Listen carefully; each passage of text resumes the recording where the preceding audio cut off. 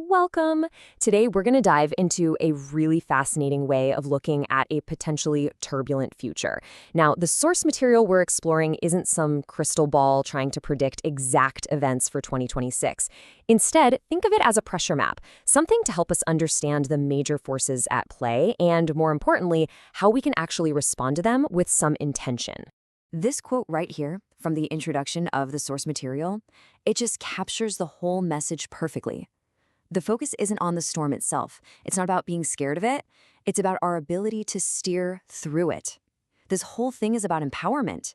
It's about shifting our perspective from just being passive, letting things happen to us, to becoming active agents who can respond with real clarity and purpose.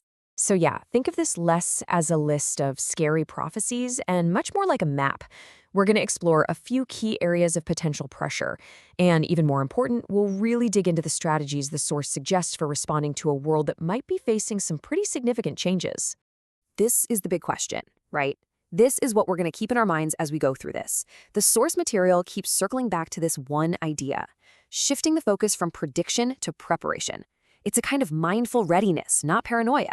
So, with that in mind, let's jump into the first signal. Okay, so signal number one points to what are called system shocks. We're talking about large-scale pressures that could really challenge our collective stability. This is about the very foundations we all rely on, our institutions, our infrastructure, and yeah, the leadership that's supposed to be guiding them. The source material pulls out two big overlapping themes here. First, there's a leader shock. Now, this could be anything: a sudden health crisis for a world leader, a massive political scandal, or an unexpected resignation that just creates this huge power vacuum. And second, there's this idea of an invisible war. This refers to more subtle, systemic attacks on things we take for granted, like our power grid, financial systems, or even the information we trust. It's all designed to slowly erode our sense of stability from the inside out. And what's really fascinating here is an insight from the astrologer Pam Gregory. She suggests that a leader's stability is almost directly wired into the public's collective nervous system. So when a leader starts to wobble, that feeling of uncertainty doesn't just stay at the top, it cascades all the way down. It becomes a kind of social contagion. So look, the advice here isn't to get totally lost in paranoia over every single news story. It's about learning to recognize patterns. Are you starting to see clusters of alarming headlines that all seem connected? Are public figures suddenly canceling things or changing their schedules with no good explanation? Does it feel like the social climate is getting so tense that every single event feels like some kind of loyalty test? When you see these signals pop up together, it's a sign that pressure is really building in the system. Okay, so you've got these huge external pressures. But how does that stuff actually affect us as individuals? Well, the second signal shows how these system shocks don't just stay out there. The source argues they eventually land right in our personal lives, and they specifically impact our health and our resources. This signal really brings together two powerful themes. The first one is what the source calls the body year. The idea is that it's a period where chronic stress could lead to a rise in related illnesses, and just navigating the healthcare system might become a lot more challenging. The second is this concept of scarcity versus sovereignty. It framed our relationship with resources like food, not just as a practical problem, but as a deeper test of our mindset and our own agency. I love this quote from Camela Hurley because it just illustrates the proposed response so brilliantly. The advice to become friends with your freezer isn't just about practical food storage, It's framed as a really powerful strategy. The idea is, when you have agency over something as fundamental as your own nourishment, it actually builds your mental and emotional stability. It makes you way less likely to be controlled by fear.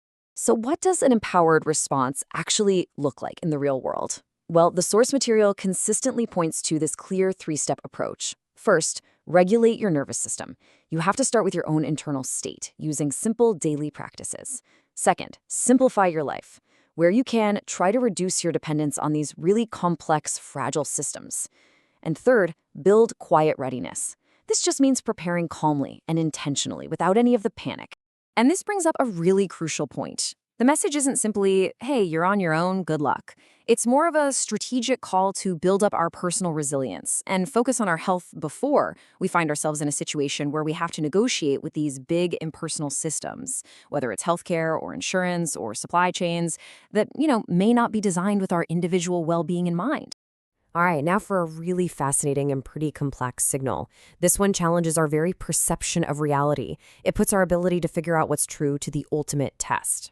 So the source speculates that in the coming years, conversations around UAPs, that's unidentified anomalous phenomena, the new term for UFOs, could get a lot more intense. But here's the twist. The core question it raises isn't about what's physically in the sky, it's about us. How easily can our perceptions be manipulated by these powerful stories, whether they're designed to make us feel wonder or to make us feel. In this slide really lays out the two fundamental paths offered in the analysis. Any new information that comes out could be interpreted through a lens of fear, which they say contracts our abilities and leads straight to panic. Or it could be met with curiosity, and that's what expands our capacity and allows us to hold on to our personal sovereignty.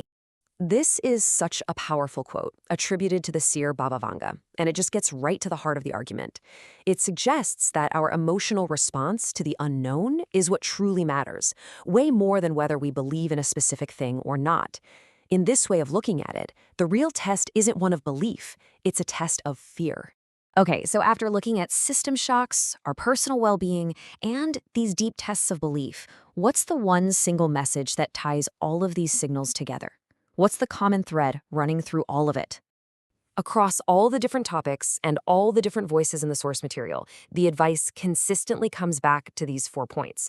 Regulate your own nervous system first. That's your first line of defense. Build strong community ties because kindness is actually a powerful form of resistance.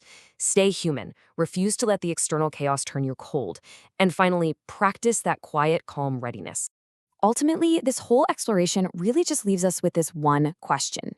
It's not about trying to predict the future. It's about choosing to build our own internal anchor, starting today.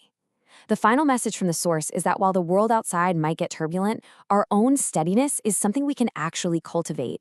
And in uncertain times, that might just be the most powerful tool we have.